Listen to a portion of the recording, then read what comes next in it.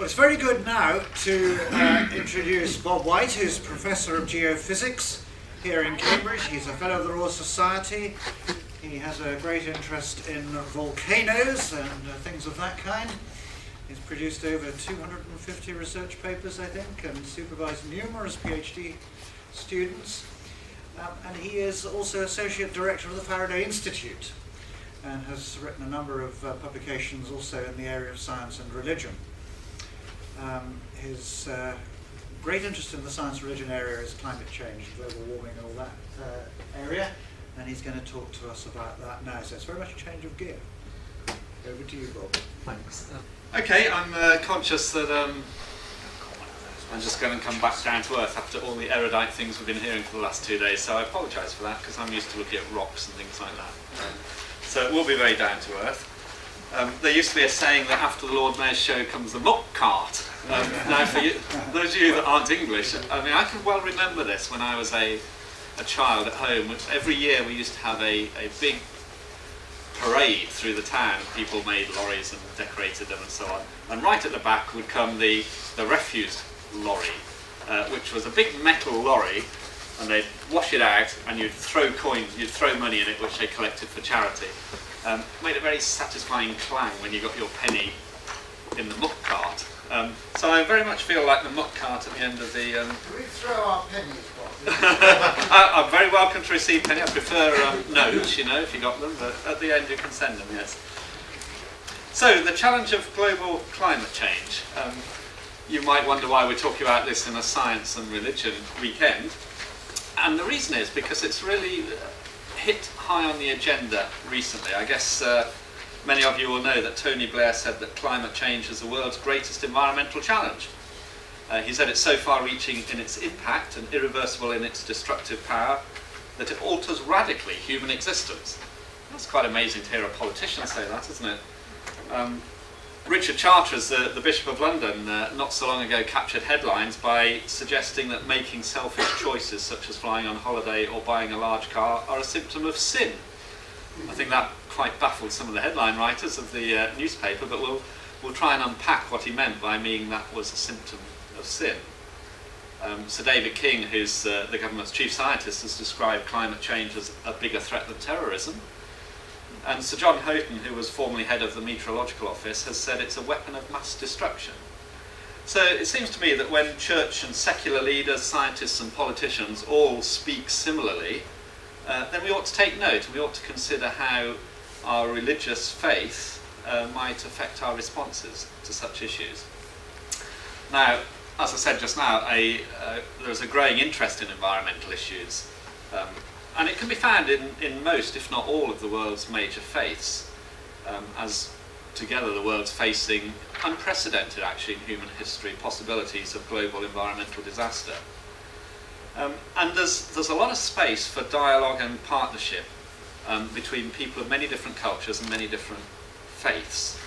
And one of the very heartening things, I think, is that the IPCC, which is the Intergovernmental Panel on Climate Change, which has just produced its 4th big assessment report. There's one every 4 or 5 years. Just this year it's produced its 4th one. Is an amazing example of many, many different scientists from many different backgrounds from all around the world combining to make one coherent statement. I think it's probably the most striking example in science of that happening. The IPCC process, which produces these reports, involves several thousand scientists itself, and they are reviewing the work of tens of thousands of scientists, and they come to a common mind. And that is amazingly good, I think, for the future of humankind, that people can get together and agree issues which are so as complicated as climate change.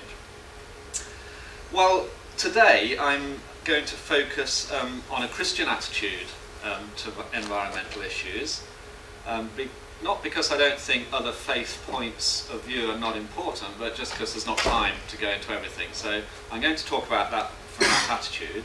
I suppose it is appropriate because we're in England and it's a Sunday afternoon anyway. But I do think that it's really important that since the scale of the problem is global, and will need a global response, that it's really important for people of all nationalities and all cultures and all faith positions to act on these issues. And actually I think it's an incredible opportunity for those that have faith positions, and those that are Christians particularly, to carry the Christian message of hope and challenge into this debate. Well then, let's set the agenda for what I want to talk about today. Basically, I want to spend the first half talking about scientific issues. You know, is climate change believable? Is it really happening? What's the magnitude of it? And then I want to talk about some theological responses to that. How might we decide how to respond to climate change in the light of the facts that we have before us? So I want to start on science, and then I'll move on to some theology. And let me just remind you of some of the things that actually are becoming better known nowadays, because it's in the media more, but certainly weren't really understood just as little as 5 years ago. For example, 11 of the last 12 years are the warmest on record globally ever. 1998, it turns out, was the warmest year on record. 2006 was the hottest year in central England and indeed in the USA. It would have been the hottest year globally, except there was La Nina, which cooled the climate globally. The warmest month on record actually was last July in Britain. This April just gone was the warmest April on record ever. This winter just gone, 2006-2007, was the hottest on record in Britain. And one of the issues is that not only are they the hottest on record, but the rate of global temperature increase is unprecedented in human history ever. In fact, it's unprecedented in the last million years. And as you know, probably, the rise in temperature from pre-industrial times to now is a shade under 0.8 of a degree centigrade. Well, you might think 0.8 of a degree is not very much, but I'll talk about that later on. But certainly people think that a 2-degree increase is a threshold at which there's all kinds of disruption going to happen. It was striking, in fact, that the IPCC report, the last one, the fourth assessment report, for the first time ever said that warming of the climate system is unequivocal now. The evidence for it is unequivocal. That is an incredibly strong statement for governments and scientists from around the world to agree on. And it gives the lie, really, to people that are purposefully trying to distract attention from this issue. There's been a campaign, and it's been documented well, that ExxonMobil, for instance, in the United States, have actually been putting around a campaign of misinformation to say that global climate change is not the consequence of human activity. And it's very similar, actually, to the campaign that the tobacco industry put around a couple of decades ago, saying there wasn't definitely a link between smoking and lung cancer, for instance. And the interesting thing that both these campaigns, the approach they've taken is they don't actually say it's not proven that there's a link. They just cast a little bit of doubt on the link. So we're not really sure there's a link between smoking and cancer, are we? We're not really sure that human activity causes climate change, so we ought to do more research. We ought to find out, we ought to wait, we shouldn't make any response. So watch out for that when you see these statements in the future. It's a misinformation campaign to actually distract attention from a response. And as I'll show you in a minute, unless we respond pretty vigorously pretty soon, a lot of people are going to die as a consequence. And unfortunately, the people won't be us, it'll be the powerless people, the people in sub-Saharan Africa. Those of us responsible, by and large, will not suffer the consequences. And that's one of the things that makes it a very interesting religious issue, ethical issue, because we've caused the problem, we won't suffer from it, other people will. So what do we do about it? How do we take our responsibilities?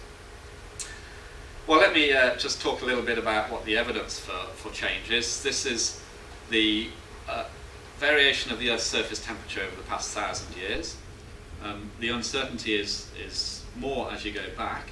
But as it turns out that the record in central England, there's a continuous thermometer record for 347 years. So when we say it's the hottest year on record in England, that means it's been the hottest thermometer record, really well defined. That is the longest continuous record in the world. But you can go back and you can get proxies for temperature as you go back from various different methods. And you can see that the temperature has gone up pretty sharply in the last right-hand side of that graph. It's a bit too smaller scale to see in detail, so let's blow up the last couple of hundred years. And the interesting thing on this graph is the pre-industrial era, say, from the 19th century. That's the baseline for this graph. And you can see the temperature in the last century, really, has gone up. But one of the interesting things is that there is quite a big dip in temperature here from the 40s through to the 1980, really. The temperature went up, went down, and now it's going up again. And this is one of the things that the climate naysayers call attention to, because they say, well, this was a period of heaviest industrialization post-war, post-Second World War. So you would expect more greenhouse gases than ever. And yet, look, the temperature went down. There's obviously no correlation. Now, that's the sort of argument they use, and in fact, that's an argument that was hauled out on a Channel 4 documentary a couple of months ago that you might have seen. But there is a very simple explanation for that, which is the following. That actually heavy industry doesn't only put a lot of greenhouse gases into the atmosphere, which of course it does, it also puts a lot of particulates into the atmosphere, a lot of soot and other stuff like that. And it turns out that that reflects sunlight and actually causes cooling. And the cooling, in the short term, overwhelms the warming of the greenhouse gases. So what happened with that dip in temperature is it was almost certainly due to particulates and rubbish in the atmosphere from the heavy industrialisation. In 1950, 4,000 people died in the London smog. That's not untypical of the time. And actually the Clean Air Act, of course, has cleaned this up, and it's a lot better now. Interestingly, the pollution in London was painted by Monet, who was living there at the turn of the century, and his painting was so precise that actually you can work out how much pollution there is from the colours he used. People know which room he's staying in, and they've shown they can even work out what time of day this was from where he lived, looking at what he was painting over the Houses of Parliament here.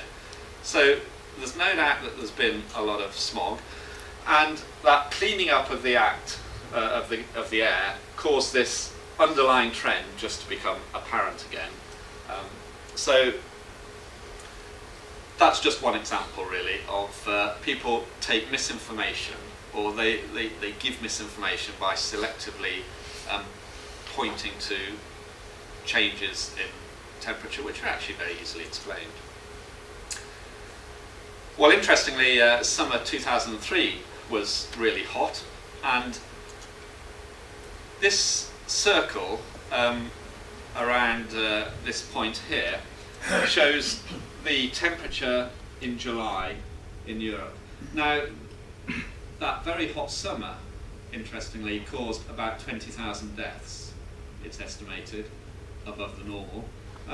Not in India or China or sub-Saharan Africa, but in Paris. And it was mainly old people or people living on the edge, marginally living, that this heat wave caused to die because it just stressed them, that much more, that it pushed them over the edge, so to speak. Now, underneath this graph, the black curve is the observed temperature change over the last century or so. The red curves are a suite of predictions of what temperature will do based on what we're doing now to the fossil fuels, to carbon dioxide in the atmosphere. And you can see that it won't be very long before, maybe by 2020 or 2030, those summer temperatures in Paris will be the norm, and it's going to carry on going up beyond that if we don't do anything about it. So people are dying, probably, already from climate change, and I'll show another picture of that just here. It's been estimated from a paper in Nature, so it's a well-attested paper, that even in 2000, something like 150,000 people a year were dying due to climate change. Now, I should just give a health warning, like all these things, it's a little bit hard sometimes to be certain of these figures, because the sort of things that happen are that people, as I say, who are already sort of living on the edge get pushed over by the environment changing for the worse. So you'll see that the red areas are where people, the mortality has increased, and the green areas are where it's stayed more or less the same. And you can see the areas that get hit most are in Africa and India, to a lesser extent in China and South America, but particularly in sub-Saharan Africa, South Africa. And the sort of reasons why the climate change is causing increased deaths are that they're more susceptible to disease. Then there's maybe been drought, or maybe there's been flooding, so they haven't got the nutrition that hitherto they had because crops have failed, and so they have less resistance to disease, or they might indeed die from starvation or from flooding, from actually being drowned. So it's those sort of issues that it's always, in these cases, it's the people who are poorer, have less resources, can't respond so easily to being to the environment being stressed, who will suffer from it.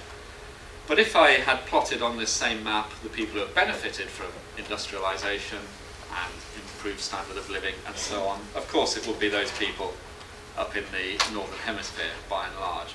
So it's as I said just now, it's a fascinating case where the people that are suffering are not the people that either caused the problem or have reaped the benefits of that. Well, there's lots of evidence that climate's changing. Here's just, I'll just show you a couple of pictures of people have gone around and taken photographs of glaciers. Glaciers are retreating. This one is a glacier in Argentina, retreating about 200 meters a year. That's a photo taken in 1928, and now I'll show you a photo taken in 2004. The ice has gone. Glaciers are an interesting case because there's quite a big thermal time constant to them melting. So they're actually lagging behind the climate system. But you can see what's happened there in just 80 years. Here's another example from nearer at home from Europe. It's a glacier in Austria. There's a picture from 1875. And here's one from 2004. The ice has just completely gone. So this is more than just anecdote. There's not much doubt about this. And you probably, if you watch the news, can see that people are predicting that the Arctic summer sea ice will have disappeared by the middle of this century, some people say, by 2050, 2030, 2050, 2080 in this example. There's not much doubt that it's decreasing. I think it's losing an area practically the size of Alaska every year. Well, that's the evidence. What causes global warming is, of course, the issue, because until you know that, you can't do much about it. And this is the simple answer. It's the greenhouse effect. The greenhouse effect arises because energy coming in from the sun, about 1 kilowatt per square metre, it impinges on the Earth, heats up the Earth, but then the Earth re-radiates it at different wavelengths, particularly in the infrared. Quite a lot of the energy is radiated. And this is important because the atmosphere tends to absorb energy in that wavelength, in the infrared, and so you warm up the atmosphere when it's re-emitted. And some of that, in this simple sort of view of the greenhouse effect, is re-radiated down, so it warms up the Earth. That's the picture I normally show. Of course, since you're physicists, I'd better tell you the truth, which is a bit more complicated. I don't normally show this, but I will show it to you. What actually happens is that if you increase the amount of CO2, and this is grossly amplified to see the effect, if you increase the amount of carbon dioxide in the atmosphere, the carbon dioxide warms up, and so you thicken the blanket. But of course, there's got to be a balance between incoming radiation and outgoing radiation. They're exactly in balance. Well, give or take a little bit. We're also getting about 42 milliwatts per square metre coming from the centre of the Earth, but it's an order of magnitude less than what's radiated in from the sun. So there's got to be a balance between what comes in and what goes out, or else the Earth will just heat up and melt, or cool down and freeze. And it hasn't done that. And the radiation that is outgoing is from the atmosphere. So if you've thickened the blanket of carbon dioxide, for instance, which absorbs this infrared radiation, then you have to radiate from a higher level. It would normally be colder, and so you would radiate less energy. And so what happens is that you increase the gradient of the carbon dioxide and radiate at the same temperature from higher up. And of course, you propagate this back down to the surface and it makes it hotter at the surface. So this is why the greenhouse effect happens. It's because carbon dioxide and other greenhouse gases, water vapour particularly and other things, absorb infrared energy and warm up. And so you need a thicker blanket to radiate out the same amount of energy as is incoming.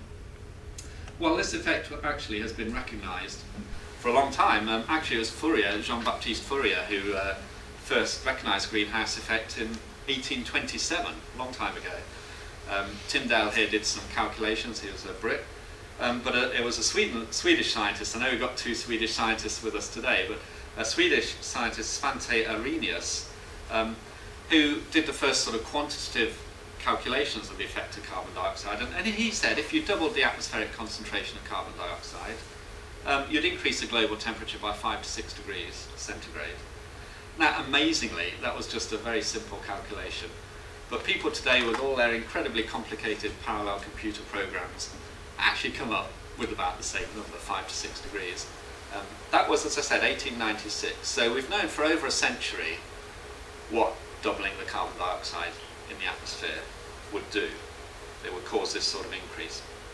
Now, just before I leave the greenhouse effect, I want to say that actually the greenhouse warming effect is actually rather a good thing, because if it weren't for that, the temperature on the Earth would be about 30 degrees centigrade colder. Right? So there's quite a big greenhouse effect in the Earth from water vapour, particularly carbon dioxide and other gases.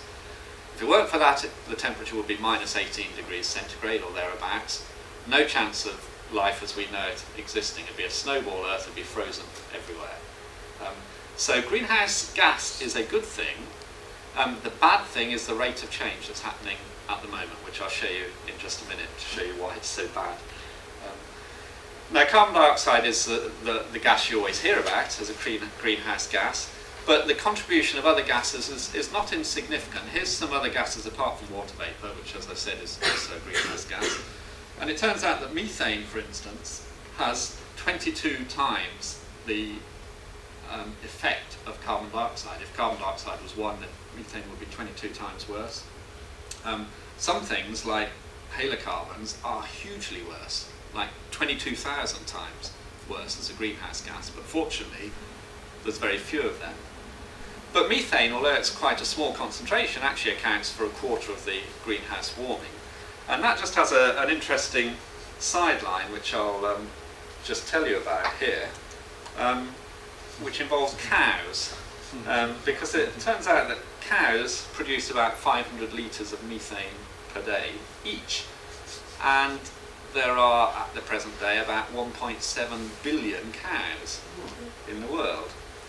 And so cows alone, plus the deforestation that accompanied producing pasture for them, actually account for about 18% of the global warming caused by mankind, humankind, at the present day. It's a huge amount. That's actually more than all the effect of transport, including airplanes, cars, buses, planes, ships, the lot. So cows are worse. But there's an interesting sort of sideline to this, which again has to do with our lifestyles, because it turns out that as people get more affluent, they eat more beef. The big mark of being a successful person in India is to buy a Mercedes and to eat lots of steak. And eating steak is actually not a very sensible way to get your nutrition. I mean, just producing the food, it takes about 10 times as much protein to produce 1 kilogram of meat as it does of vegetable protein, quite apart from the methane that the cow produces. So there's a real issue with lifestyle. And though, when I really understood this, though I'm not a vegetarian, we certainly in our household have a bias towards vegetarian meals, a couple of times a week, say. And that certainly is one response to global warming, one lifestyle change that we can make, amongst other ones, of course. Mostly I'm not going to talk about practical things like that, but that's an interesting one to remember. Are chickens better? You like meat? Chickens are better, yes. Actually, one of the worst things, since you're from Canada, is beavers in Canada are awful greenhouse gas emitters, not only because they're mammals, but also because they chop down trees and put them in swamps. They dam up water, which then produces a lot of methane because it's not flowing, so you get a lot of decomposition at the bottom, and the vegetation decomposes and changes from nice carbon into methane. So beavers have a huge effect, actually, and there's been a huge growth in them in Canada in recent years, funnily enough. Well, enough on cows, isn't it? Yeah, they live about 1 kilometer from my house. Right. is humankind responsible for global warming? This is another important issue that people have debated. And I think the IPCC has very strong statements that it is. Let me just show you what the natural response is over the past century again. A lot of people say, well, doesn't the climate change anyway? And it is true that it does. And I don't want to minimise the complexity of the feedbacks and predictive problems in the atmospheric land system and also marine system, of course, because the oceans are one of the biggest sinks. It is very complicated, but the point I want to make is we probably know enough already to know that humankind does. This is the result of many models predicting the temperature change over the past century, given all the inputs that we know from natural causes. So that includes things like a big volcano goes off, like Pinatubo or something. It puts a lot of particulates into the upper atmosphere, so it changes the global climate. And that is understood, and there have been changes like that over the past century. But if I actually plot on what's actually happened to the temperature, it looks like this. It's diverged from that natural variation significantly, particularly over the past few decades. Now I'm going to show next the models, the same models, but also putting in the anthropogenic gases, so the gases that humankind have created, primarily carbon dioxide, and it's this pink curve here, and it matches pretty well. I mean, this one set of curves seems to me a pretty convincing argument that humans are causing the global climate change that we see at the present day. Let me show you another one. I'm sorry for those of you at the back that this diagram's at the bottom. This is the temperature over the past 160,000 years. And we're getting quite good now at knowing what that is by the simple expedient of drilling through ice cores in the middle of ice caps, particularly in Greenland, also in the Antarctic. Because it turns out that if you drill through the ice in the middle of an ice cap where it's just accumulating annually, you can measure the age very simply. You just count the layers, the annual layers at the top, and you can measure the temperature from looking at proxies like the oxygen isotope ratio. If you look at the ratio of oxygen 18 to oxygen 16, they evaporate differently and they have different temperature controls, so you can predict that. You can use that as a proxy for temperature and work out what the temperature was. And also the nice thing in ice is you get little bubbles of air trapped, and so they're like little time capsules. So if you drill a core, you can date it, you can measure the temperature from a proxy, and you can get a little sample of the gas and see how much carbon dioxide there was. And then you can plot the two on top of each other, and here is the carbon dioxide, and you can see that it tracks the temperature very precisely. Carbon dioxide goes up, temperature goes up. Now, one of the interesting things is that there are some lags between it. Again, that Channel 4 program about the sceptical people said, oh look, the temperature lags behind, or sorry, the temperature increase, for instance, is ahead of the carbon dioxide increase, so carbon dioxide is not causing temperature increase, it's the other way around. But there are a lot of issues that I could talk about. For instance, that you don't actually trap a bubble of air until about 70 meters beneath the surface of the ice surface, because there's a firm layer which is not compacted and you get diffusion between it. So you measure the temperature from the oxygen isotope ratio in the water, but that lags the carbon dioxide measurement from the bubble by some hundreds of years, depending on the accumulation rate. So there are technical explanations for there being lags between one and the other. But in any case, even if you could sort those out, they try and correct for that, but it's not always possible. There is obviously a feedback mechanism between the temperature of the oceans and the amount of evaporation and so on. It's a complex system. But they are coupled, there's no question about it. And that diagram, I defy anybody to say they're not coupled from that diagram. The temperature change between an ice age, those ups and downs are the ice ages. There's been about 10 in the last 100,000 years. Oh no, sorry, there's a big ice age about once every 100,000 years, I should say. That's really one system of major changes. The last one ended about 10,000 years ago. The temperature change from an ice age to a temperate period between it is about 8 or 9 degrees, typically. There's been about 10 of them over the last million years. And the significant thing is what we're doing to carbon dioxide now. Now, the temperature change that's happened in the past 50 years, you can hardly see on this. It's 0.8 of a degree. It's a little blip at the right-hand end of that blue curve. But if I've already told you that temperature and carbon dioxide are closely coupled. If I now plot what carbon dioxide is doing, this is what it's doing. That's what it's done up to now. We're now at a level of about 380 parts per million compared to about 280 parts per million before the last industrialization, before the main industrial period. If we go on as we will now, we'll end up at 800 parts per million, that curve at the top. If we do everything we can, as I'll show you in a minute, and we restrict the increase to double the pre-industrial at about 550 parts per million, it's still a massive increase. It's outside the realm of anything the Earth has seen for the last million years. It's outside the glacial interglacial change. And of course we're starting in an interglacial, we're starting in a hot period already. So we've taken it well outside the range that the Earth has experienced ever before, since humans have been on the Earth. Humans have been here for 150,000 years, Homo sapiens sapiens. So this is the worrying thing. We've seen what's happened in the past, and just from this example, we have to worry about what's going to happen to the temperature now from what we've done already. The other issue which has come up earlier is global population. It's a fascinating fact that if you take Adam and Eve as being about 10,000 BC, which is probably a pretty good estimate, they were certainly farmers. Neolithic farming got going at about 10,000 years ago or so.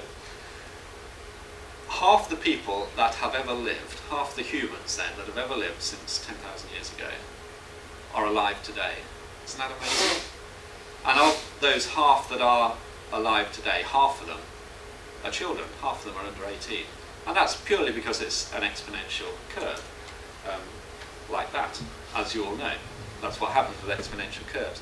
And so actually the Earth is carrying a population that is unprecedented, a population of humans at least.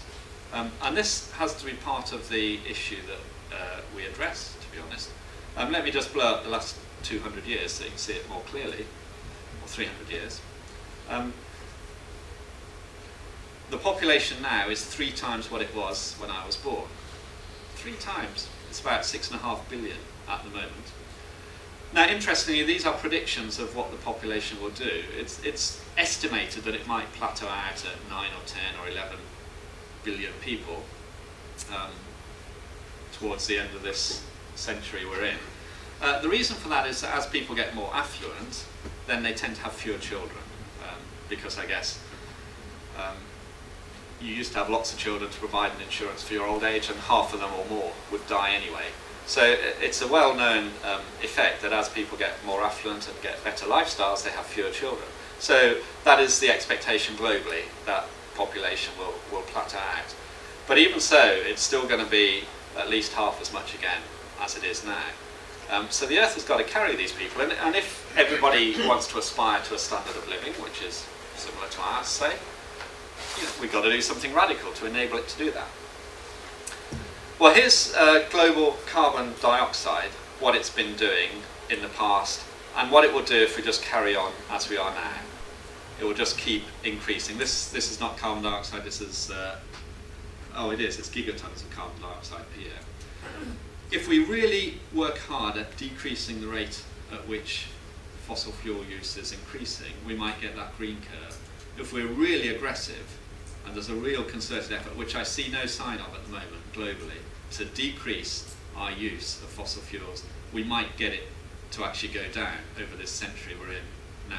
But that will be a very aggressive cutback.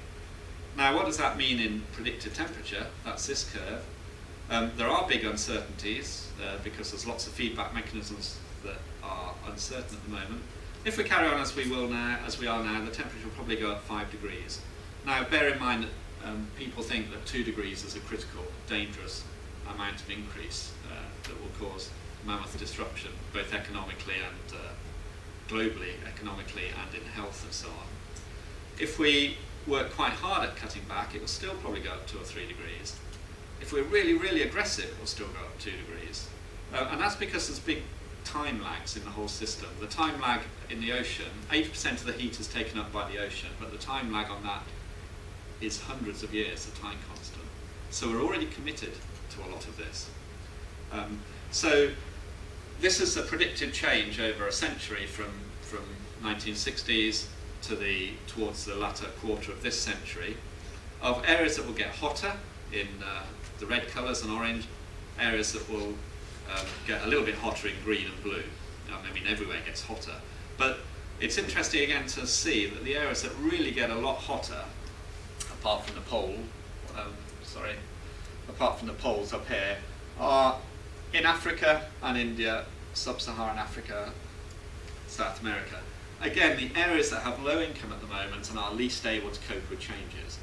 I mean, if it gets a bit hotter here, actually for Canadians, it's going to be rather good. They're going to be able to grow grain up in the northern part of the country, which they can't at the moment. In the short term, it'll certainly get worse again in the long term.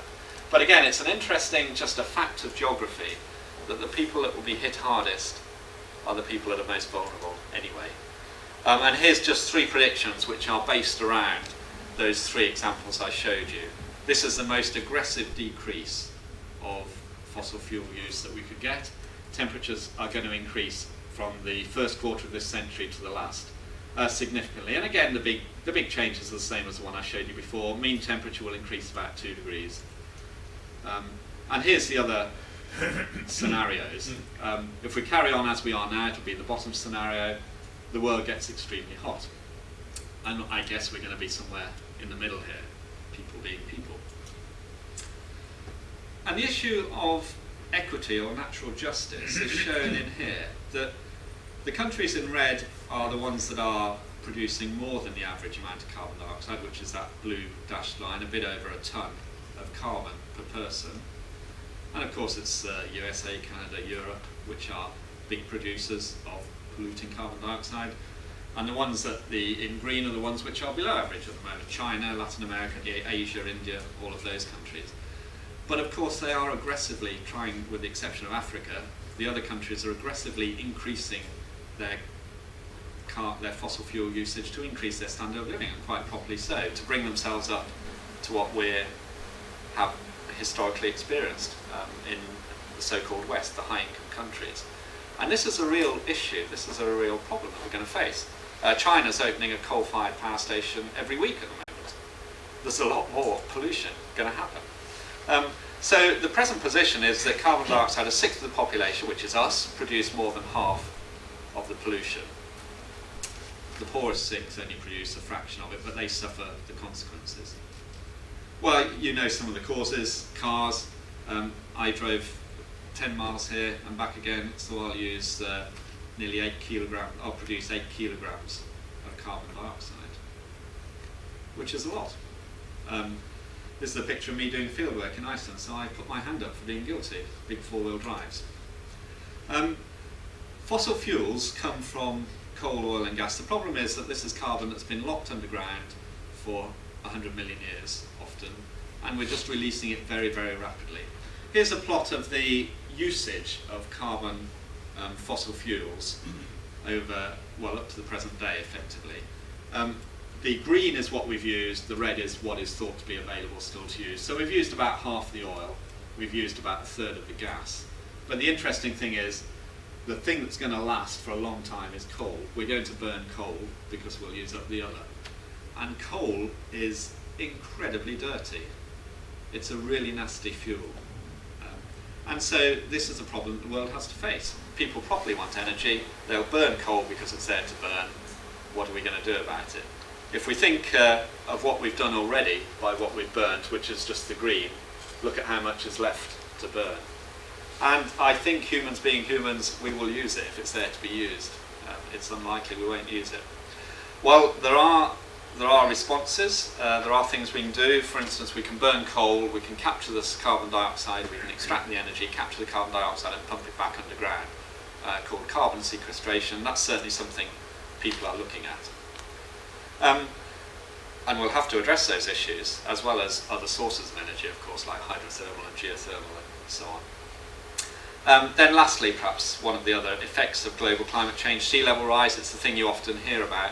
It's actually not all that big, but we are committed to a big future change.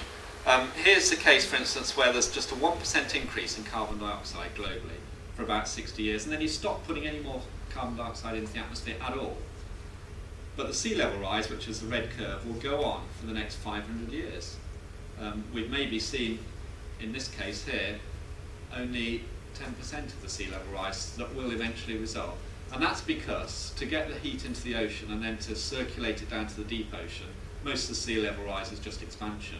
And it takes hundreds of years for the water to circulate down to the deep ocean. So we're committed to this already.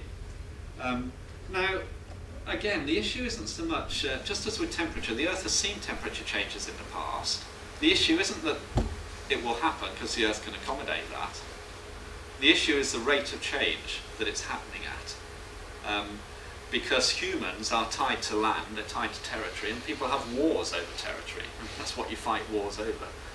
So if you live in a place where it's getting flooded, or you live in a place where the food crops are failing, you'll want to move out. In the old days, before there were territorial boundaries, you could just migrate somewhere more equable. You can't do that now without huge disruption.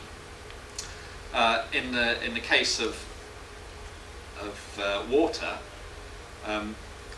increase in global temperature causes a big increase in extreme events. So an increase in droughts in some area, an increase in floods in others. And that is the real issue for humans. And it may not be known because people always think of earthquakes and volcanoes as the big dangerous natural things on Earth, but actually it's floods that kill people, far more people every year. And some of us might even remember November 1970, 13th of November 1970, more than 500,000 people died in Bangladesh, just when there was a high sea level. There's 1 million people in the world living within 1 metre of sea level. And so they're incredibly vulnerable, especially a place like Bangladesh, which is basically just a big delta. You can't build a Thames barrier around a delta. It's just not possible, even if you had lots of money, which they haven't in Bangladesh. And so floods kill people. But in China, there have been huge death rates from floods. 1887 on the Yellow River, up to 2 million people are estimated to have died just from flooding. 1931, during the communist era, so it wasn't really heard about much in the West. Nearly 4 million people may have died, between 1 and 4 million people, from floods on the Yellow River in China. And it's estimated that in the 20th century, floods affected about 100 million people a year. Now that's going to get worse due to climate change. By 2025, it's been estimated that half the world's population will be at risk from storms. Now, the reason is obvious, really. It's because people live where there's water, they live in river valleys, they live by the sea. And if you plot a plot of where people live, that's where they live, around the margins of the land near the sea. And those are the areas that are really vulnerable to climate change. And of course, land use change also makes places more vulnerable, actually, to flooding. We saw that, for instance, with the tsunami, the Boxing Day tsunami a couple of years ago. A lot of people drowned because people had torn up the mangrove swamps. In the natural state, the mangrove swamps would have absorbed a lot of the surge of seawater from the tsunami. But they weren't there anymore. People were living in those areas, and that's why people died, disproportionately to the poor people again. Well, 1 metre inundation, here's a map of what 1 metre would do. Of course, the Netherlands are pretty vulnerable, but it's not a huge amount. If you plot what this is going up 2, 3, 4, 5 metres, you flood a bit more land. It is a bit worrying, I guess, if you're in the low countries, but at least these are high-income countries, they can build flood defences. But people affected by sea level rise, as I said, there's 100 million people living within 1 metre of sea level now. If you just look at sea level rise of up to 6 metres, of course the numbers affected go up and up and up. So 6 metres would affect 400 million people or so. Big numbers of people, and they've all got to go somewhere. So what it will cause is a lot of environmental refugees. It's estimated already that environmental refugees exceed refugees from conventional reasons like warfare and so on. And there's a good estimate comes out of Oxford, in fact, that there'll be up to 200 million environmental refugees by the middle of this century, due solely to climate change. Well, some places like the Maldives here, of course, they're within a metre of sea level anyway, but this will also include people where they'll be suffering from increased drought or increased rainfall. Well, I spent a bit more time perhaps than I should have on the scientific issues. I want to look at the theological issues which we might use in response to this. Now, as I said, there are strong moral and ethical issues at play here because the people that suffer are those that are marginalised anyway and can't respond. I'm sure we can build a bigger Thames barrier in Britain. That's not really the issue. How should we react to the environment is the issue. Now, I want to give 4 reasons really why we should care for the environment, and here they are. Partly because God does, and again, as I said, I'm talking from a Christian perspective at the moment. Partly because to do so is part of what it means to be human. Partly because to do so is to love God, but also to love our neighbour, because it's the consequences of what we do that affects them. And partly at the end, I want to come to the fact that there is a Christian hope for the future. This is not a hopeless situation. The Christian hope is that there will be a new creation in the future, and therefore what we do now is sort of a practice for what we'll be doing for eternity if we're Christians. So those are the 4 points I want to just go through from theological perspectives. So the first one, why should we care for creation? Well, because God cares for it. Now, we've already heard, and it's obvious, that God created the universe. He chose to do so from his own free will. Don Page showed us the first verse of the Old Testament. In the beginning, God created the heavens and the earth, pretty unambiguous. And the third verse of John's Gospel. Through him, and that's Jesus, through Jesus all things were made. And just in case we'd missed out the implication of that, John goes on to say it the other way around. He says, in fact, nothing that's been made was made without him. So he says it twice for emphasis. So not much doubt about that.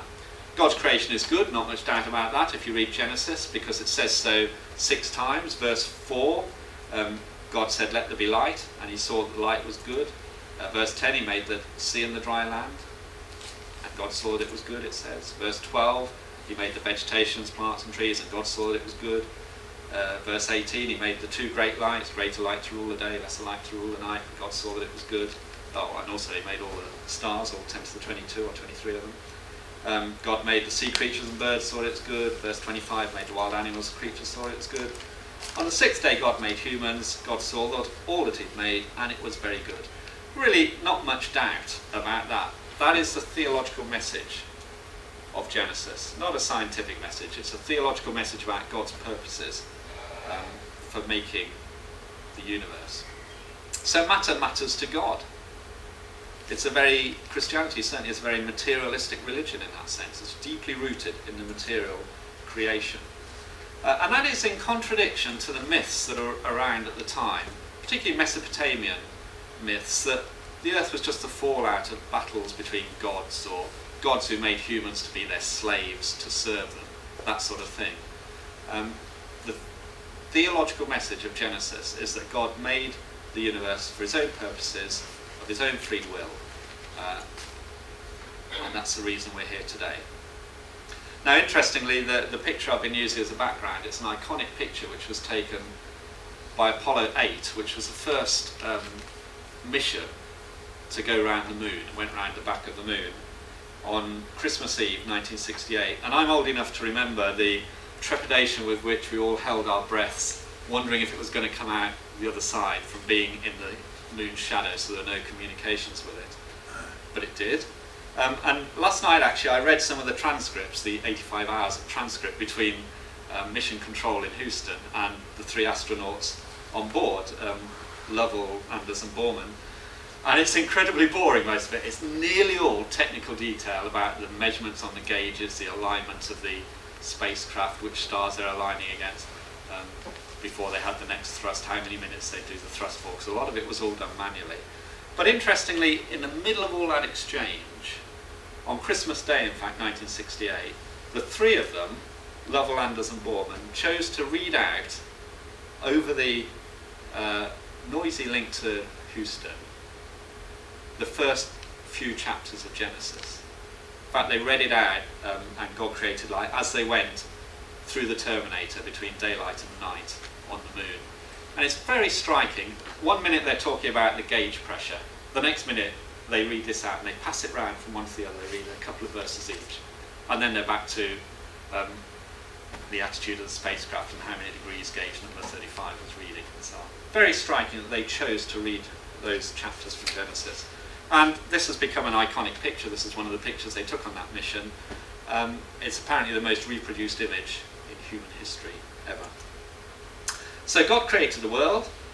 He gloried in his creation, and his creation in turn reflected something of his character. As Psalm 19 says, the heavens declare the glory of God. Another little point that I think is worth saying as scientists here, physicists love to say, well, there's the equations which govern how everything happens, and once we understand that, the whole world is going along just fine. But there is a picture in the Bible that this is only the case because God is consciously sustaining the universe moment by moment. So, for instance, Hebrews 1:3, the Son, that's Jesus, of course, is the radiance of God's glory and the exact representation of his being, sustaining all things by his powerful word. Or if you looked at Colossians 1, as Paul writes, for by Jesus all things were created. We've already seen that in John's Gospel. Jesus is before all things, and in him all things hold together. So the sort of picture of this is that God is upholding all these lovely laws of physics and these mathematical certainties that we know about, moment by moment. And the picture is that if he chose to let go, it would all dissolve into chaos. It's a much more active picture than sometimes I think we give credit for from our scientific perspective. I mean, it's a bit like a television show that you're watching. If you're watching some drama on TV, you can really get engaged in the drama. You can cheer with the heroes and boo the villains. But if the flow of electrons to the CRT, the cathode ray tube, or your flat screen TV were to stop, it just dissolves into a chaos of black and white spots. That's the picture that the Bible gives of God sustaining. So it's not a deistic view. It's not like this cartoon of the big break theory for God creating the universe, that he just set it going, then disappeared off the scene and let it do itself. It's more an intimate relationship between him and his creation, upholding it, sustaining it, and actually caring for it. For instance, in Psalm 65, it talks about God caring for the land and watering it, enriching it abundantly. It says, you drench its furrows, you level its ridges, you soften it with showers, you bless its crops, you crown the year with your bounty, and your hearts overflow with abundance. And then, as I said before, this psalm goes on and talks about the response of the land to God's upholding goodness. As a response to that, the grasslands of the desert overflow, the hills are clothed with gladness, the meadows are covered with flocks, and the valleys are mantled with grain. And this is talking about the non-human creation, remember. They shout for joy and sing. There's something good about God's superabundant goodness to the earth that causes the earth to respond. So God cares for his creation, and in the book of Job, for instance, another example, it's actually right through the whole Bible, this idea. But book of Job, the Lord asks rhetorically, who cuts the channel for the torrents of rain and a path for the thunderstorm, to water a land where no man lives, which is significant, a desert with no one in it, to satisfy a desolate wasteland and make it sprout with grass. Sure, humans are the pinnacle of God's creative purposes, as we've said, and as it said in Psalm 8 that Don showed, the heavens declare the glory of God, and what is man that you're mindful of him, it says in Psalm 8, and yet you made him a little lower than the angels, you crowned him with honour and glory.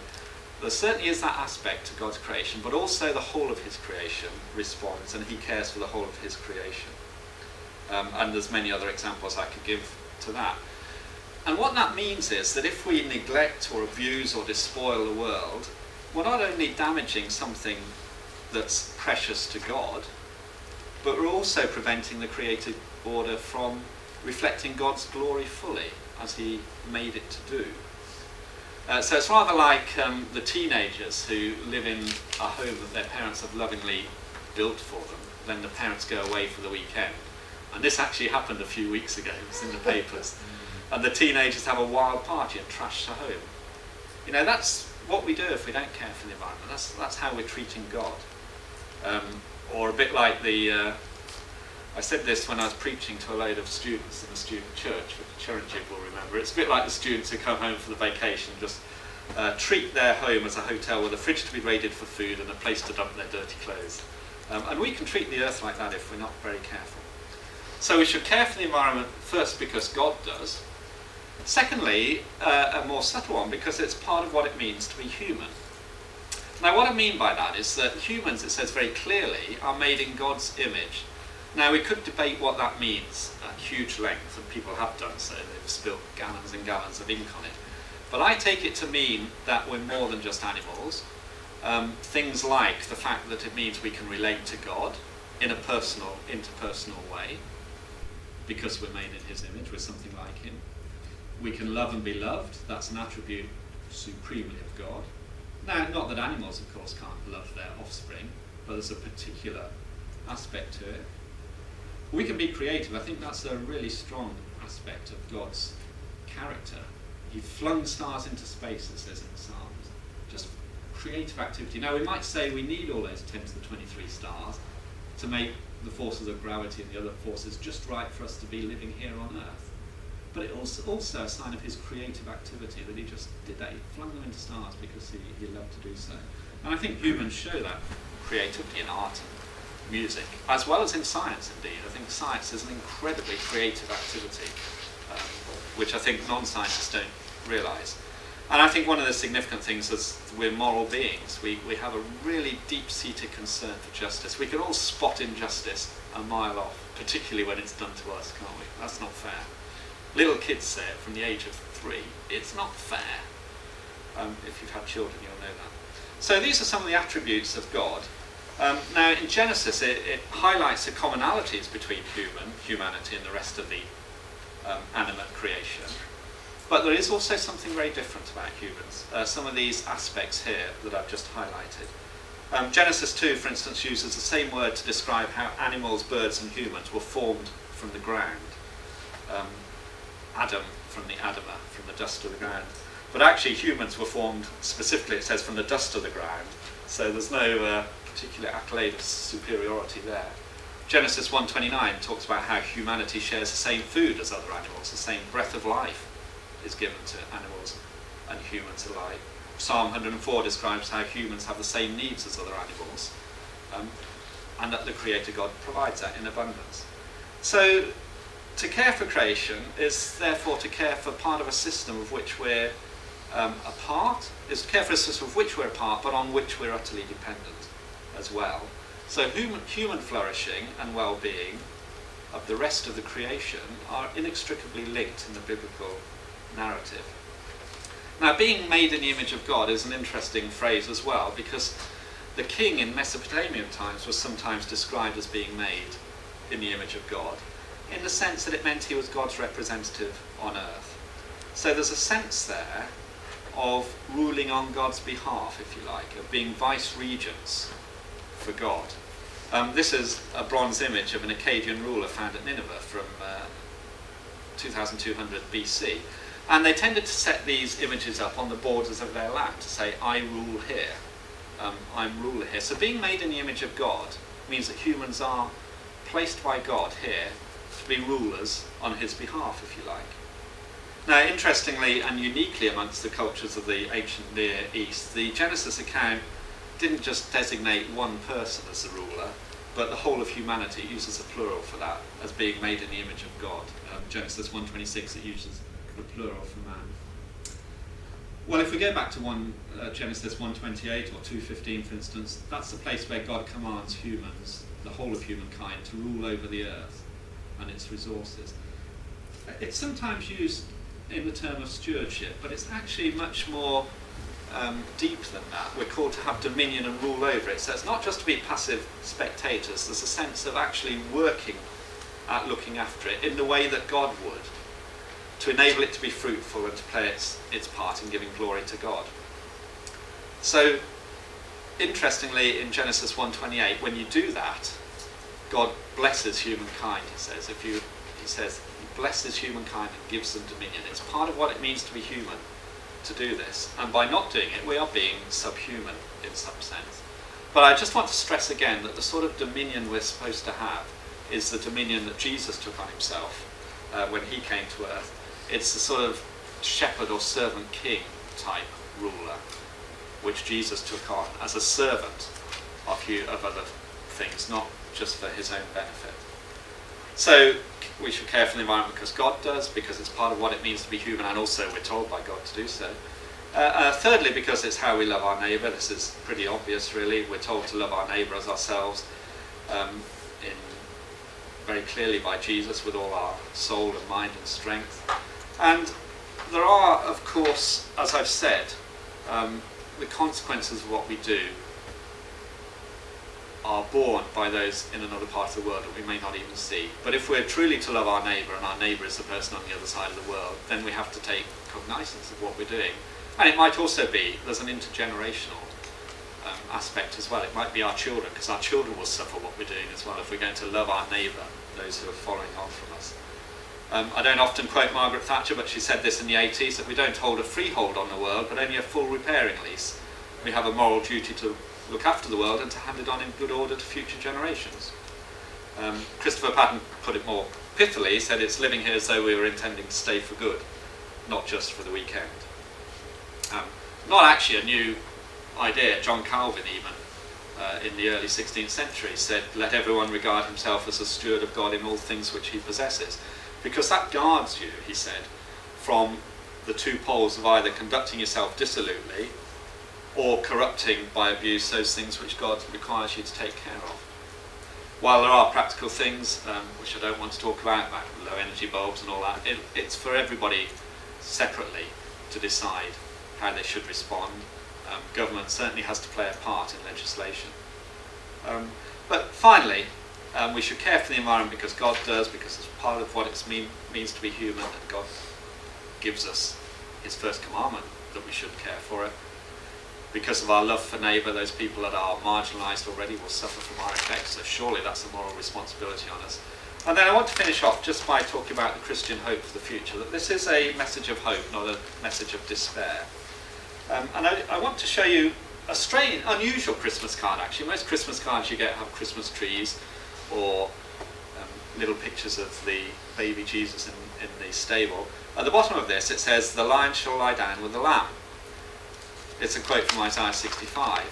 And the interesting thing is, I think as a Christmas card, this has got it exactly right, because it was Jesus coming into this world that enabled things to be reconciled to himself, all things reconciled to himself, as Paul said. And it's the start of the new creation. Jesus said the kingdom of heaven is here now. Technically, as Tom Wright said last Tuesday, it was inaugurated eschatology. In other words, the new kingdom is starting right now, in some sense. And that's exactly right, isn't it? Now, there are two things, really, about the future creation which I want to make clear. We've had a little bit of discussion about it. One thing is that it's clear that it's going to be a place where we're recognisable. We'll have physical bodies, as Jesus did.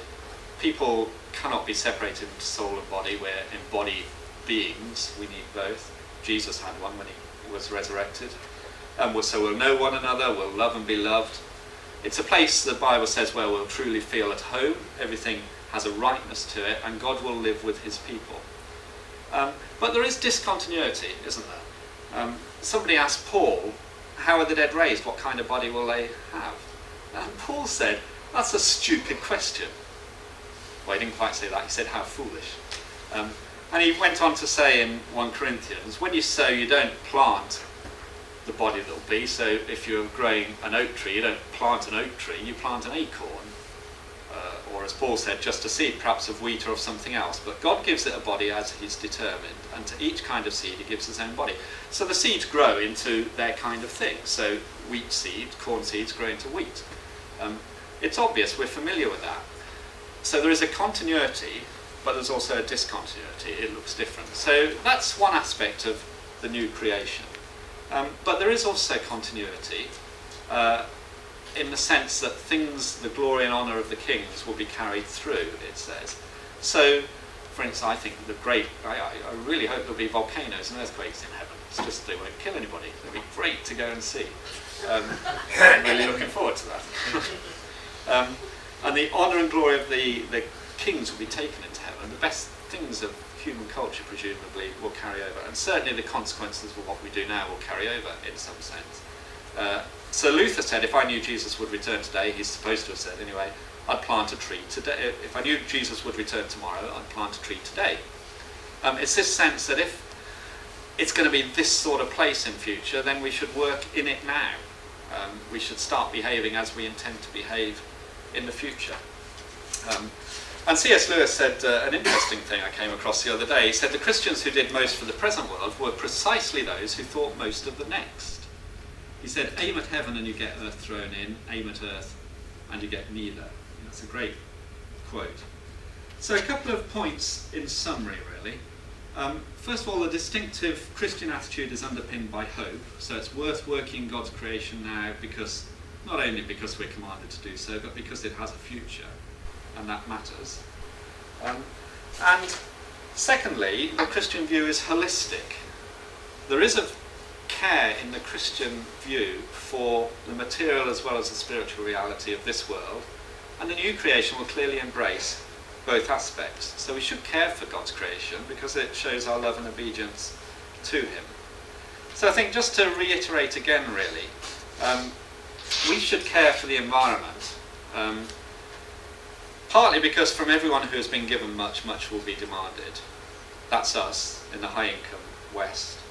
And we should care for the stranger and the foreigner, even if they live on the other side, or perhaps especially if they live on the other side of the world, but they're affected by our actions. And so we, I think, because we've benefited from really profligate use of natural resources, we have a particular responsibility in our stewardship to care for those that are affected by it. Now, I want to stop there. I wish I'd got this book that you could buy, but it will come out in August. I've just looked at the proofs of it, but you can read more about this in August. This is just a preview of that. So thank you very much.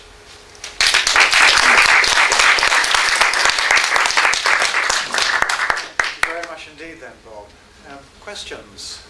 Oh, just before I answer questions, can I just say, Sir John Houghton, who was head of the IPCC in the early stages, is a Christian living in Wales now. He's just written two pamphlets. One is Global Warming, Climate Change and Sustainability, and the other one is his views, Big Science, Big God, his views on science and religion. And we've just got copies of these in, and they're for sale outside, I think, and I can recommend those from a leading scientist, Sir John Houghton, involved in this issue, but a committed Christian as well. Good. Sorry. Yeah. No, thank you. Yes, Andrew. Bob, if you take your 4 theological motivators that you gave us, do you see them giving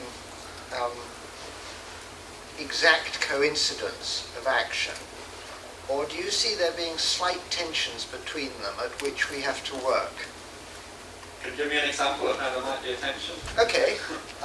Supposing on the one hand you took number 3 and said, because how we love our neighbour, and you said, well, that leads us on some sort of utilitarian view to think, how do we most alleviate the potential risks to the largest number of people, poor people or something.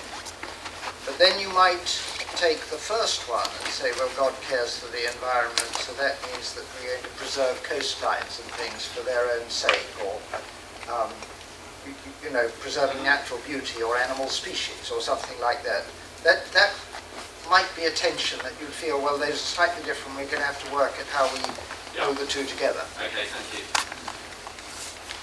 Yes, I think that there has been a problem with, I think there is a problem with conservation and preservation as a motivation for doing things. And as I see it, the Bible does not call us to be conservationists per se. Not just to keep this. A lot of people think, wouldn't it be lovely to go back to some rural idyll? And they usually think of, you know, a couple of 100 years ago, and wouldn't it be nice to live there instead of with all this technology?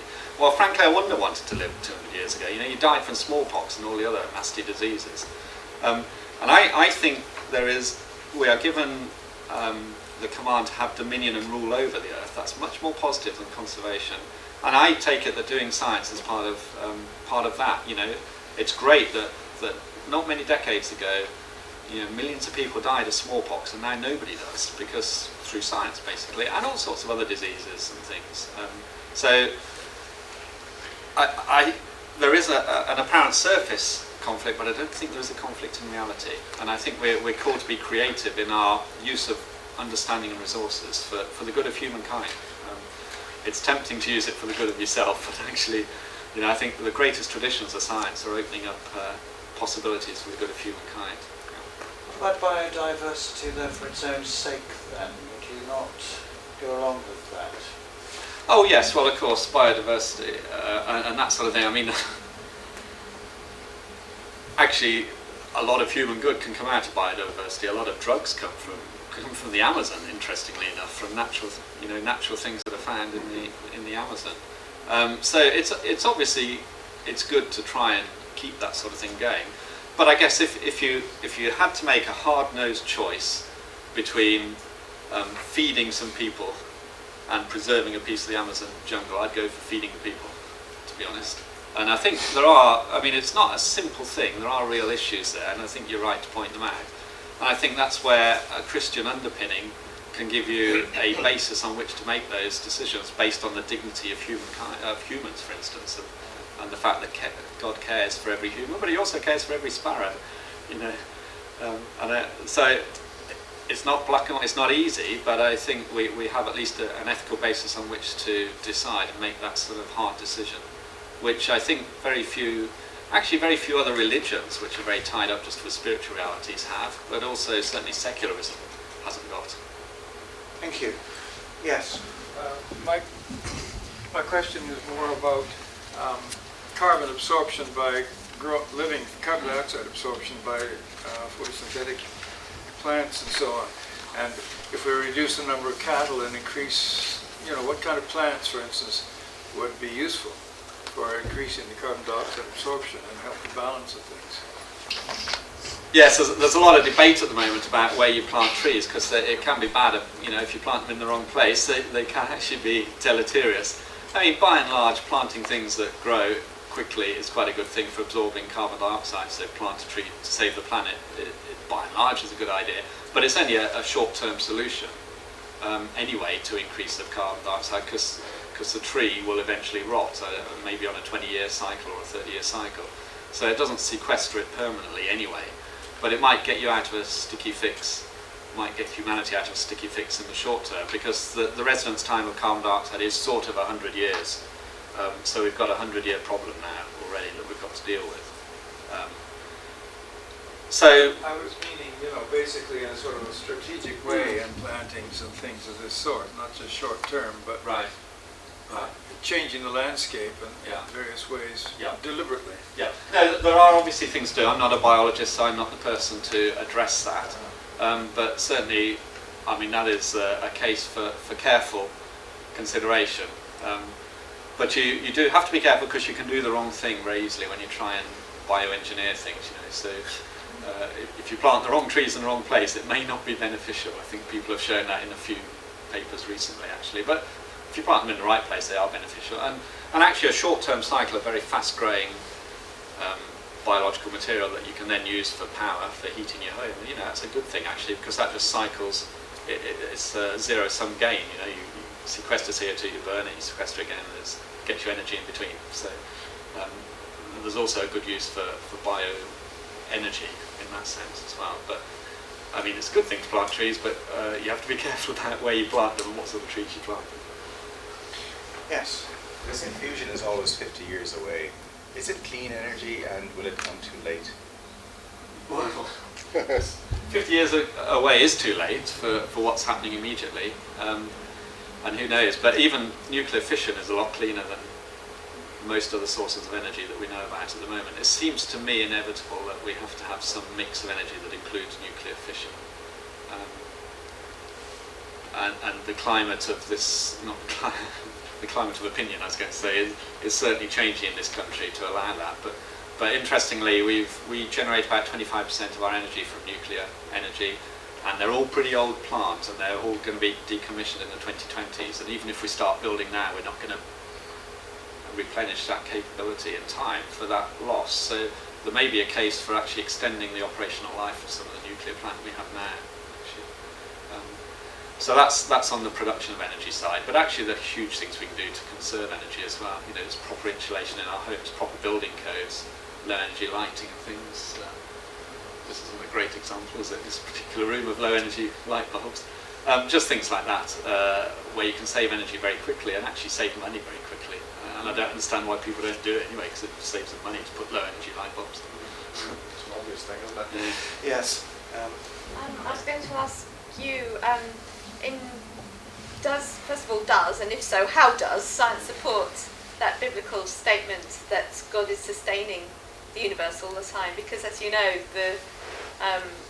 my background shows that's not what children think. They think that science, the laws of nature sustain themselves. So, is there actually a role? I mean, you can't imagine God kind of holding the atoms together. The equations seem to do it. So, where is it happening? Where is this sustaining? I thought the analogy was fantastic with the TV, but where is the... I think it's partly a matter of language, and right from our earliest days in school, we're taught about laws of nature, as if they are laws that control things, and actually they're not laws of nature, actually. They're descriptions of how the world behaves, and our best mathematical descriptions, be they Newton's laws or Einstein's relativity, are descriptions of nature which are particularly elegant and straightforward to write down, but they're just descriptions of how. Surely that language comes from the concept of a lawgiver, which is how the early people who formulated them thought of it. Yes, that's true. Yes. I suppose another thing people are not aware of is that science, there's a good case, I think John Polkinghorne said this on Friday, there's a good case for thinking that science got going in the Christianized countries of the West, because there was this concept that there was a lawgiver controlling the universe. That part I'm okay with. The thing I'm wondering though, I agree, that's the sort of the thing I'm wondering is, if God is sustaining, how? Well, he just makes the so-called laws of nature consistent from day to day, and one of the evidence that the same laws work in Birmingham or Beijing, and they worked in my generation, my father's, and my children's presumably. So, in a sense, that's a surprising result, that the way the world behaves is so consistent, and it's quite surprising that we can understand it actually. But you said it better earlier when you spoke of God making keeping things going all the time, sort of creating it moment by moment.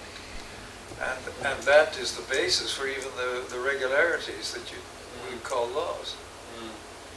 But I suppose at the end of the day, it is a metaphysical viewpoint. This is how I believe the world is.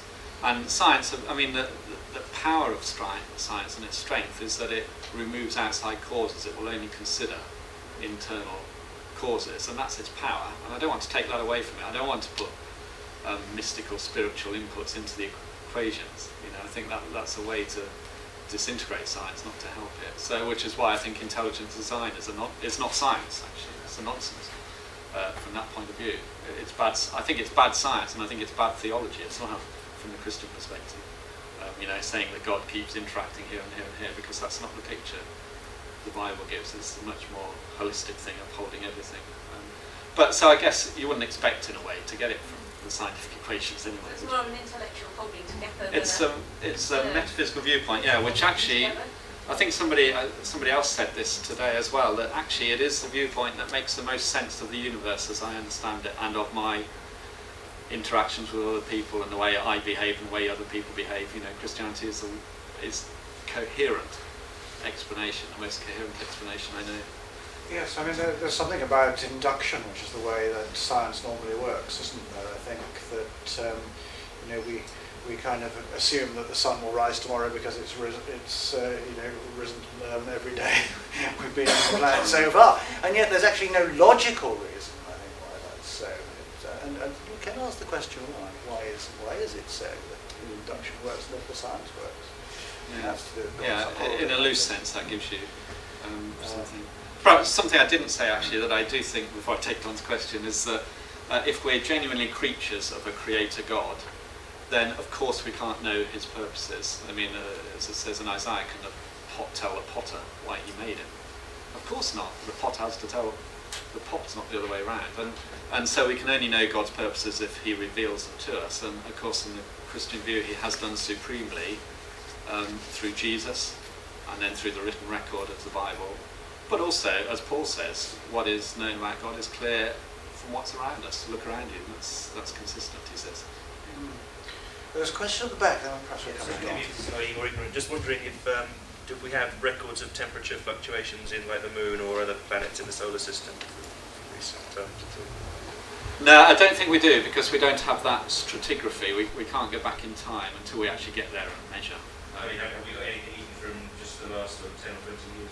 Oh, I think we know what the temperature on the surface of the planets is. Yes, there's been probes going around, and you can look at their spectral nature. So, yeah. Just to be certain, there aren't any similar fluctuations in any of those. I don't know whether we know actually. I don't know whether it's known to that precision. Certainly, there are. Some of the satellites of Saturn. I think you can. In fact, I just saw a paper in Nature actually, just this last week, I think, showing that it's expanding and contracting on a cyclic basis as it rotates, and when it expands, cracks open up and gas comes out. I forget what it is. Might be vaporizing gas or something. And then it closes up as it contracts. So, yeah, there are. That's caused a rotation with the sun's radiation. That sort of diurnal variation. Yeah. Of course, Venus is always put forward as an example of a runaway greenhouse effect. Yes, a runaway greenhouse effect. Yeah. I mean, one of the striking things about the Earth is that for 4,000 million years, it's maintained a temperature between 0 degrees C and 100 degrees C. So if it had gone hotter than that, the water would have boiled off and we'd be dead. We'd be here. Colder than that, and life as we know it would have died out. And that is a remarkable effect. I mean, the whole Gaia hypothesis talks about feedbacks, but the sun's intensity has increased by 30% during that period, and yet we're still in this really narrow band that just will support life. And I think that's more than just luck, actually, myself. Don. Oh, I was just going to make a comment on the other. I mean, it might be helpful to think. Well, suppose we think of our part of the universe as four-dimensional. I mean, maybe there's other parts, but then we could say God creates the whole four-dimensional thing. He creates the whole thing, not just the beginning, and lets it run. I mean, it's just another way of looking at it. It's just, you say the universe doesn't have any power to run it all. Now we may describe it, we may describe the pattern in which he does it as laws, and of course we may sort of figuratively say they have power. I mean, it's just a convenient thing to say that the laws have power, but if they do, it's just power given by God, and I think it's just a metaphor for saying that God really does it according to a very orderly pattern, and we call the pattern, the laws. I mean, it reminds me of Jacques Monod, Chance and Necessity. I mean, after reading, I thought it seemed trivial. Chance is the part we don't understand, necessity is the part we do understand. He's just dividing up what we know into two parts. Andrew. How much do we know about the risk that it might be much worse than the graphs that you put, that there might be some positive feedback mechanisms, that as the Earth gets hotter, something might happen that makes it then get hotter much faster than the current forecast thinks likely? Yes. Well, of course, Jim Lovelock, who is famous for the Gaia hypothesis, has come out last year, I think, with a book talking about the tipping point, which is just talking about that very point, that there might be some feedbacks which have taken us, it's too late for anything. I think most scientists in the field, most climate scientists, think that is too pessimistic. They think we can do something about it, and so it's not as bad as that. But there is no doubt there are complex feedbacks, like increased rates of melting of the ice sheets and so on. I mean, one of the encouraging things, one of the things that gives me hope actually, is that in 1987 there was a Montreal Convention to abolish the use of those nasty chlorofluorocarbons that were in radiators and so on. And that was an incredibly good model of international cooperation. People thought we couldn't possibly do it, but that got all the nations of the world practically to sign up to it, and within a decade or two we'd knocked down chlorofluorocarbons from the atmosphere. And actually Kofi Annan commented that he thinks the Montreal Protocol is perhaps the single most successful international agreement to date. So it can be done, and it could be done on climate change. There's just so many vested interests, while the US, for instance, refused to sign the Kyoto Agreement because they say, George Bush actually went on record as saying he wouldn't do anything to harm the economy of his own people. Well, it seems to me that is a definition of sin, to be honest. Not doing something because it might harm me, and I'll only do something for my own good. It's almost a definition of sin. I think that's probably what Richard Chalmers is getting at. What would be the necessary role of population control in all of this? Well, of course, if we all aspire to similar living standards, which we should do, and we should encourage people to do that, then if you've got twice as many people, you've got twice as much energy demand, twice as much food demand and everything. So certainly population is a big factor. Personally, I think enforced population control has very nasty Orwellian overtones. It's hard to, to go down that route. But education is the thing that usually leads to population. Well, increase the standard of living and education. Those two things, I think, we should pursue as hard as possible. Yeah, but the natural consequence is a reduced rate of population. At least historically, that's always been the case. So I'd be very loath to go down the Chinese model of, one child and no more, because it leads to abortions. And it leads certainly also in China, demonstrably, to female children being killed because they wanted a male offspring. There's all sorts of horrible things. So you have to hold this in balance with the dignity of humans. That's a really strong factor. Yes. I don't understand point 4 up there. I wonder if you could unpack that, because in a very naive, simplistic, unhelpful way, if there's going to be a new creation, why worry about the old one?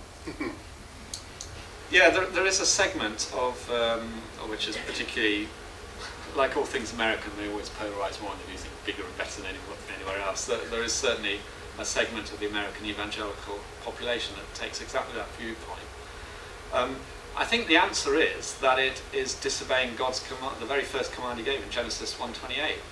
Have dominion and rule over the world. Be servant kings on my behalf. Care for it. So I don't see how you can possibly hold a view that we can do what we like with the world at the same time as trying to keep that commandment. But what's the relevance of the new creation? Well, because there is a long-term future, that means, and what we do now matters in the future. It's not just a temporary thing. That is the hope that Christians have for the future. Paul said that if Christ was not risen from the dead, if there wasn't a resurrection of the body, then he said Christians are deceiving themselves, and they are of all men most to be pitied, because they're putting their trust in something which is false. And I think he's absolutely right, and he was absolutely blunt about it. Christians believe that that is the central tenet of what they believe, that there is a resurrection and a long-term future. Of this earth or of... Well, that was of humans, but the picture of the new creation, of course it's limited because it's something we haven't experienced and we don't know, but the picture of it is all in terms of things we understand in this world, including actually a new Jerusalem, a new city gives the dimensions somewhere. So cities are things of human creation, actually. They're not so-called natural things. So those aspects of human creativity will carry through as well. And I actually think that view of the future is critical to how we behave now, because what we're going to do in the long term is what governs us, generally speaking, of the decisions we make. So I think it is relevant, actually. It's not been a strong theme of Christian proclamation for the last century, I'd say, although it probably was before that. But it seems to me it ought to be. John White says very strongly, "Thy will be done on earth as in heaven." Yes. And applies it that way. Yes, that's true. That's his inaugurated eschatology. When Jesus returns, he wants to find the steward of the house about his business, not Yes. sleep on the job. Yes. So there's all those aspects about care now. I have a slightly different question that's related to this, which is as follows. So, one of the issues with climate change is that there's all these uncertainties, and a lot of the science is very subtle. You could take, and so that I'm wondering if you could address these kinds of questions, which are, you could treat it as a kind of a risk assessment, which is to say, okay, look, it may be that we don't quite have it right, but if it is right, the consequences are so bad that we should act this way anyway.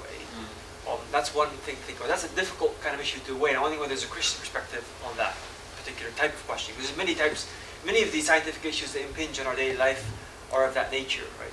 We often have to act before we know the final, the kind of definitive. We'll know the definitive result when it's too late, right?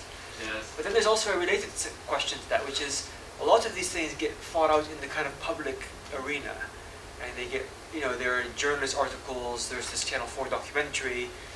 In some countries, like in the United States, I mean, a lot of American Christians were adamant that this is all, you know, it's a plot by who knows who to take over the world or whatever it is. And so clearly there's lots of these things are being fought out on a very popular level. And I'm wondering whether we as evangelical Christians, what would be better ways for us to relate to these kinds of very difficult problems? It seems to me that those are kinds of problems that we best dealt with in communities somehow, communities of scholars, communities of popularizers. But I'm not so sure we have that. And I wonder if you have any views on that. Yes. Well, of course, we have no right to impose our views on anybody else, and I don't think it's particularly productive to say, well, Christians say you should burn less carbon dioxide, so get on your bike. I don't think that is productive. But what we can say is, look, the scientific consequences of this path are likely to be deleterious to you, so it will be sensible to change behaviour now. And actually that's the route that the Stern report took, which was issued last autumn, and also the new IPCC report, which just came out a week or two ago, looked at the economic consequences in the long term. Now, the US has often said, don't want to do anything about climate change because it costs money now, and I don't want to hurt the economic growth of our people, our nation, and so on, and the best way to help poor people is for economic growth. The Stern report said, look, this is a real risk. It's worth investing 1% or 0.5% of GDP now because it might save 20% down the line, so it's really worth doing it. And even if it doesn't, it'll give a nicer environment. Who wants to live in that polluted Chinese city when you could have energy coming from hydrothermal energy or something that's cleaner? So it's better for you anyway. So I think in the public arena, we should take those, we shouldn't impose our religious views on people, but we should say this is a better way to live, and the risks, as you said, are so great that it's worth investing money now to make life better in the future, and probably life better now anyway from the pollution point of view. You know, those are routes we could take. Well, I have noticed that it's actually gone past 3:30, so it is tea time, so I think perhaps we should stop. Let's give Bob a round of applause.